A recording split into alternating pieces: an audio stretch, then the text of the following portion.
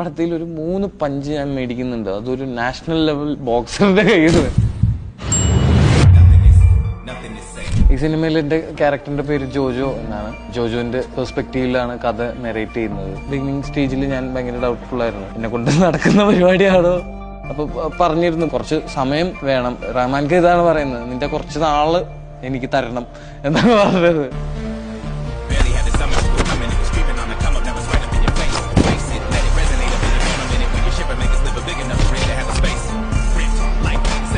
നമുക്കും ചില കാര്യങ്ങളൊക്കെ പറ്റും എന്നുള്ളൊരു കോൺഫിഡൻസും മൊത്തത്തിലൊരു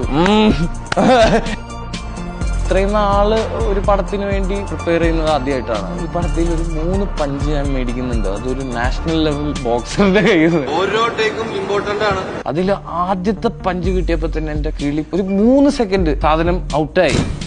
എവിടെയാ നിൽക്കുന്നത് എന്നുള്ളൊരു സാധനം അത് നിങ്ങൾ പടം കാണുമ്പോൾ മനസ്സിലാവും. അത് ഭയങ്കര എക്സ്പീരിയൻസ് ആയിരുന്നു. തൊട്ടപ്പുറം തന്നെ ഹോസ്പിറ്റൽ ഉണ്ടായിരുന്നോണ്ട് നേരെ ഇവിടെ